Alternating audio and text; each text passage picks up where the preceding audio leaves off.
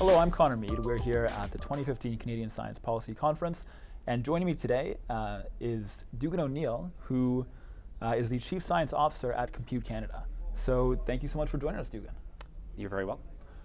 So to start things off, why don't you tell us a little bit about your career and how you got to be where you are right now? So I'm a particle physicist. I started off my association with Compute Canada by having a need to process very large data sets. So I'm a particle physicist that works at the Large Hadron Collider, which is the world's largest experiment of any kind. It's a 27-kilometer ring, about 100 meters underground, outside of Geneva, Switzerland. And what we do at the Large Hadron Collider is collide protons with other protons. And what that makes is informally called a big mess. And you have to sort through that big mess and find the interesting physics that's inside. And so it produces huge quantities of data. My experiment alone has more than 150 petabytes of data stored at various facilities around the world. And so in order to solve the problems of a particle physicist, I turned to, at that time, what was a precursor to Compute Canada. The organization's not that old. A precursor of Compute Canada, and then started working on building larger and larger shared Canadian infrastructure to be able to process data sets like that.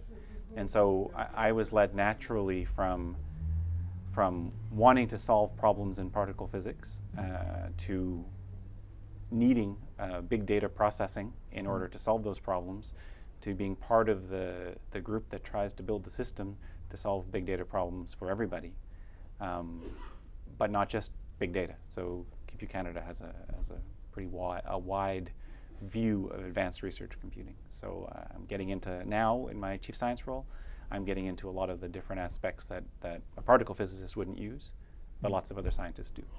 Excellent. Thank you. So one of our big themes of the conference this year is encouraging digital literacy and the early development of scientific and technology skills among youth in Canada and around the world. So I wonder, would you be able to tell us how you got interested in physics, in science, from a young age? So that was a long time ago, but I will say that when I was very young, I was very interested in science in the very sort of Star Trek sense. So you know, I'm a geek at heart, and so watching and reading science fiction got me engaged. Of course, that doesn't mean I knew what scientists actually did. It only means I knew what fictional scientists do. So then when I got to university and I got exposed to real practicing scientists, then it was clear that that I had set myself on the right path. And that's something I want to contribute to. I also have a strong desire to contribute to I don't know what you call it, the common good, the knowledge base, that sort of thing. If I hadn't become a particle physicist, I think I would have become, something in some other field of research where I felt like I was making some kind of contribution. I may be a little less suited to running a big for-profit company than I am for trying to support the common infrastructure for science that Compute Canada and university systems support. Excellent. So we're here at a conference of very objective, scientific, boots-on-the-ground scientists, and you've done a lot of really interesting work on what physicists call the God particle. I wonder if you could talk about that work and maybe explain to us why it's called the God particle. Well, there's an interesting history to why it's called the God particle. It happened because a fellow by the name of Leon Lederman, who's a Nobel Prize winner, working at a lab where I also used to work, Fermilab. He wrote a book, which he intended to title "That Goddamn Particle," and the publisher didn't think that was appropriate and removed a part of the title, and so it became the God particle. And so the idea of calling it the original title was because it was predicted in the 1960s, but very, very hard to find. And so at that time, 20 or 25 years later, it still had not been found. The reason it's not actually completely crazy to have ended up calling it the God particle is that it plays such a central role in why we're here. So none of us in the field would call it a godlike role, but it's an essential role. And so the particle in question is commonly referred to as the Higgs boson. And so what the Higgs boson's sort of job is in particle physics is to give fundamental particles mass. So if you think about, if I think about my own mass, where it comes from, then I would say it's a combination of the mass of, my head and my legs and my arms, or if I want to really drill down, I would say my muscles, my skin, my hair, my fatty tissues, everything you can think of, my internal organs. That's what makes up my mass. And so we usually think of mass as coming from what you're made of. So the problem that particle physicists face is when you get down to the very fundamental particles that make up nature, they're not made of anything. They are the things that make up everything else.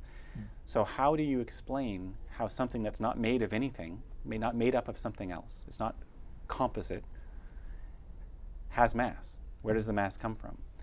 And so Peter Higgs and 4 or 5 other very smart fellows in the 1960s proposed a mechanism which came to be called the Higgs mechanism. I think it was 1964 or so, that could explain why some fundamental particles have mass and where it comes from. And it's a key part of our understanding of what mass is, what it means to say something has mass. But then once people accepted that particle should be there and went to look for it, nobody could find it. And so it was proposed in the early 1960s, only discovered in 2012 on an experiment that I work on called ATLAS. There are about 150 Canadians doing research currently on the ATLAS experiment at 10 different institutions across the country. And that research that was done by the more than 3,000 ATLAS physicists around the world, including the Canadians, led to the discovery of the Higgs boson. And then finally, Peter Higgs and François Englert in 2013 got the Nobel Prize for something that was predicted in the 1960s. And so my role, my personal role was in the Higgs boson. It's not like you can sit around and measure Higgs bosons. You have to measure their decay products. And Higgs bosons can decay to many different things. And our group was the first group to look at, to prove that Higgs bosons decay to tau leptons. So that's a kind of matter called a fermion that no individual experiment had been able to observe a Higgs decaying into, which means that once you observe that, it means that the Higgs boson gives matter to fermions, as well as the other kinds of particles. So, if I were to start a bit at the beginning, if the universe is made up of particles that make up things, matter particles, and particles that allow things to interact, that create forces like electricity and magnetism, or gravity, or nuclear forces, then it had been shown the discovery of the Higgs boson happened through those force-carrying particles. But we also had to see if it was the key to giving the matter particles their mass as well. And so the first really key look was from my group as part of a larger group working at CERN.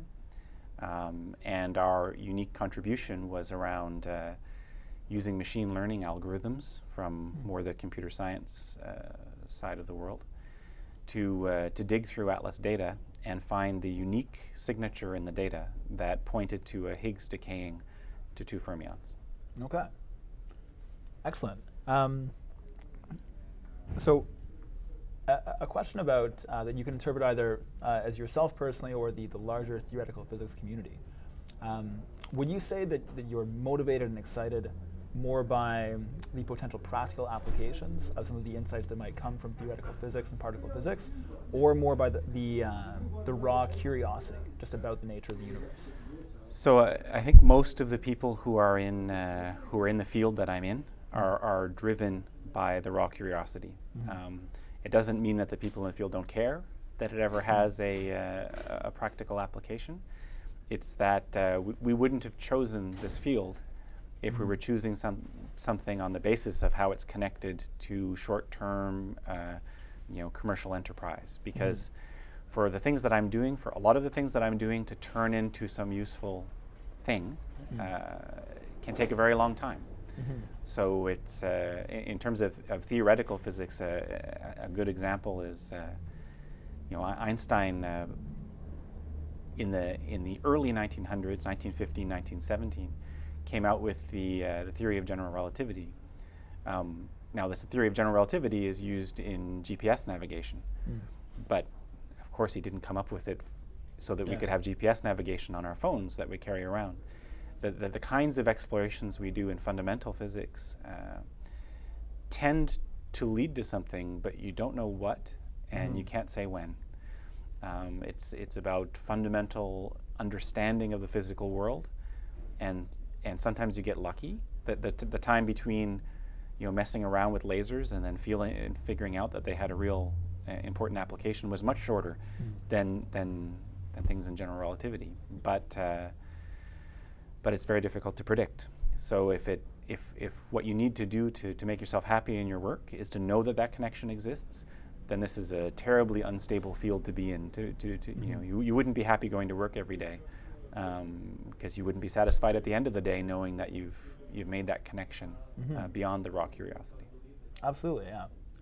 So do you find it's a challenge to sell the benefits of theoretical physics to the general public and to policymakers, because the practical application, the practical benefits of the research are maybe further off in the future and harder to grasp right now with our limited knowledge? I would say it's not uniform. So there are sometimes I will go into with a discussion with a group of policymakers or a bunch of people who are attending a public lecture on science or are otherwise interested, and the first question that comes up is, why are we paying so much money for something that has no short-term practical application? But more often, it's a genuine curiosity.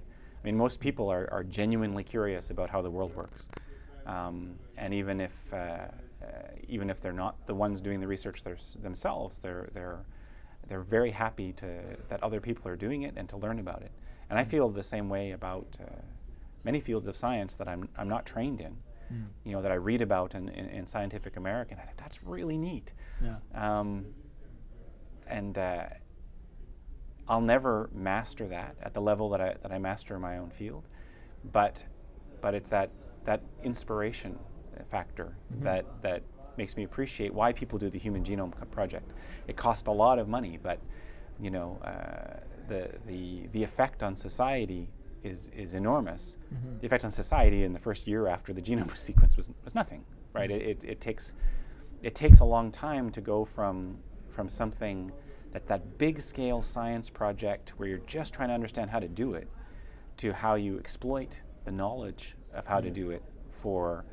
In the case of human genome, it's not so much for commercial gain, though there's a lot of that happening, but even being able to apply it to human health in the way that you would dream that you could do it, where you sequence somebody's genome and design a treatment just for them. So going from that curiosity starting point, the big science tackling to the end, can be a long process, and it can be that some members of society are hard to convince that the long road is worth it. But most of the people I encounter, they're genuinely interested and genuinely curious about how things work, and understand that not everything pays off in the short term. Absolutely, yeah. And I think that's a very common experience for a lot of young people, is to, even if they don't pursue it as a career, physics is fundamentally fascinating. It's the nature of the universe. So what do you think are some of the most effective strategies we can use to get young people interested in physics, interested in science and technology? In my, so most young people, when they're going through school, they don't see something that's called physics until high school. Mm-hmm. They see science in general. And a lot of the teachers who are teaching those subjects, even when they get into high school, are not, let's say, enthusiastic at the right level about the subject mm-hmm. that they're teaching. So it's because there's a general need for well-trained teachers who know how to communicate material, but they're not necessarily physicists. They're not necessarily the people who maybe what they were fascinated by in Scientific American was chemistry, and every time they got to a physics article, they went, and they skipped it. And now they're bringing physics to the classroom with and they're trying to do their best, but they don't have that innate enthusiasm about that subject. And then when you get to high school, there's even a number of there's all kinds of horror stories of half the people I talked to, got turned off on physics by their high school physics teacher, who made it look like a whole bunch of equations and something that was very, very difficult, and never brought to them the excitement or the why is it that you're learning all of those equations? You're learning them for a purpose, not just to torture, not just to torture the students, right? There's a real reason behind it, and so something that I've done is gone into those classrooms and given a talk about physics. Anytime I'm invited, I say yes. Talk about particle physics, talk about how exciting it is, and talk about the fact that in order to do it, you need a lot of training. And not all of that training is easy. Some of it is difficult. But if you put it in a greater context of why you're learning it, of why it's important, of why if you inspire the person, then it makes a huge difference. I have a couple of kids of my own, and the difference that I see in the way that they receive the training they get in physics and math compared to the other subjects is that in physics and math there are things that there's no way to read about it and understand it. You can't just read the book and go, oh, I think I understand, or even having a discussion with a fellow classmate. There's going to be some things that the very best students in the class look at and go, I don't understand that. I don't know how to do it. And students even who are very good students and who are acing their other subjects come into physics and they say, this is so hard. I ace everything else. Why is this so hard? Well, it's the nature of the subject that there are some things where it's hard for everybody. You have a PhD in physics, it's still hard. It's that you need to put it in a framework to realize that because something's hard doesn't mean you're bad at it. Yeah. And that it's okay to go into a test and go, you know what, I really didn't understand that, so I screwed it up. Yeah. And I only got 80% instead of 90%. It doesn't mean I'm bad at physics. Absolutely. Everybody gets 80% because it's hard. So if you put it in the right context and you put it in the right framework, that people understand that what they're doing is it's meant to be challenging. It's not meant to defeat you. Then it makes a real difference. So absolutely, when I'm talking to my kids, that's what I tell them. The fact that you don't say you're not good at physics, you're doing fine. Just because you get things wrong doesn't mean you're bad at it. Absolutely, yeah. Thank you. That's a very, very interesting answer. Okay. So, in all of your work in theoretical physics, does anything come to mind as one of the most surprising results that you've gotten in an experiment, or that you've learned about the universe and said, like, wow, the universe is weird? Yeah. So I'm actually an experimental particle physicist. So I worked on the Atlas experiment trying to find the Higgs boson. I would say one of the if you had asked me in the years leading up to the discovery of the Higgs boson, would we find it? I would have said probably not. Okay. It's a very, very weird thing that was predicted back in 1964. It's not something. It looks very contrived. They needed a way to explain where mass comes from, so they wrote down the first equation that fit. And when you think about what it means in physics, what it means for how the universe is comprised, then it's a very strange theory. And so I would have said that probably what we're going to do at the Large Hadron Collider is prove that the Higgs boson doesn't exist. But that will have been an amazing discovery. Yeah. The negative sense where you prove that all the theories of nature about mass are wrong, and you try to think of something better. So when we actually went out and didn't prove, we excluded it. It doesn't look like this. It doesn't look like this. This was the history of the Higgs boson search, proving where it isn't. And we had left only this tiny window left where the Higgs boson, if it exists, it's in that tiny window.